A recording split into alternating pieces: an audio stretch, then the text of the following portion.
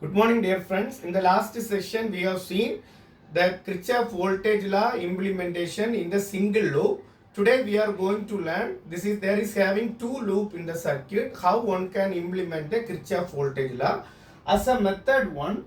Now, I am going to take this loop as loop 1 and this is loop 2 and this is the voltage rise side, right? -2 plus, here also -2 plus. Therefore, I am taking the direction of current in this direction, clockwise direction I1. Similarly, here anti-clockwise direction I2. So when you see this in the circuit, in the R2, if you see this, these two current are flowing in the same direction, in this towards this R2. Since this R12 is common to both, therefore in the R12, both the current are flowing from up towards downwards.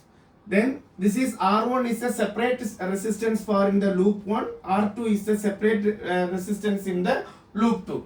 Already I have written the direction of the plus minus signal for showing the voltage drop. Already we know as the current direction is like this, we are going to write the loop 1 equation. In the loop 1, current is in this voltage V1, current is rising, therefore I can write V1. Then here the current voltage drop, voltage is rising here, that's why V1. Here voltage drop, that is plus minus. So the current which is flowing through the resistance R1 is I1. Therefore I am going to write minus I1 into R1. In the last class I have explained how one can write it. If those who have not watched the video, you can refer it the previous videos. Then if we come to this R12, if you see here R12 also minus, this is a current drop, then there is two current, I1 and I2 are flowing. Therefore, I can write minus I1 plus I2 into R12 equal to 0. Therefore, this I can modify this equation. V1 is equal to, I am taking this all those things in the right hand side. Therefore, I can write I1 into, I1 is common here as well as this R12 also common. Therefore, R1 plus R12. So this term is over. Then next plus R12 into I2. So take, this is the equation 1. Then consider this loop 2. Loop 2, here this direction, right? So this is the voltage rise again. So V1, V2, then again this is the voltage drop, current which is flowing through this path is I2. So I can write minus I2 into R2. Then here this resistance R12, I2 current as well as I1 current is flowing in the same direction. Therefore I can write plus minus y minus, this is the drop, plus 2 minus voltage drop. Therefore I1 plus I2 into R12 equal to 0. If you modify the same way as the equation 1, so V2 is equal to, this can be written as I2, I am taking first I2 terms, so that I1 terms, so I1 is what? I1 R12 into I1. So this term is over. When this term going this side, right hand side, which will be plus, right? Then plus I2 into R2 plus R12. This is the equation 2. How we can solve this equation? By using the Cramer's rule. That means we can write the matrix V1, V2 equal to this I1 term R1 plus R12, then I2 term R12, then here also R12 and here R2 plus R12 matrix in the current matrix I1, I2. Then we can take this is called as delta. So the delta is called as the determinant of R1 plus R12 then R12, R12, then R2 plus R12, right? Then we have to be take delta 1. Delta 1 is nothing but this first column we have to replace with this V1 and V2. This replace with V1 and V2. So V1, V2, then remaining R12, then R2 plus R12, right? I hope you understand. This entire row column has been replaced by V1 and V2. The second column is as such R12 and R2 plus R12.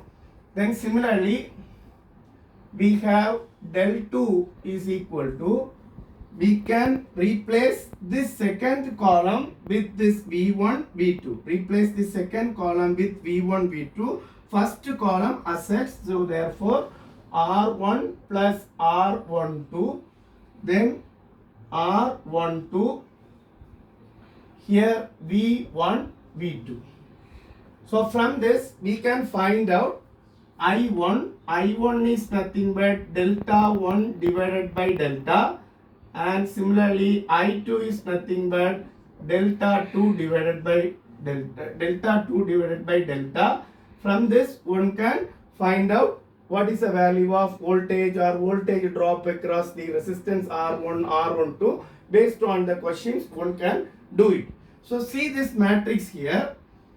Here this first row, this is called as, I can say this matrix, I am taking this matrix alone for your understanding. R1 plus R12, R12, then R12, R2 plus R12. If you take this matrix, I am taking this matrix as R11 term. This is will be R12 term. This will be R21 terms.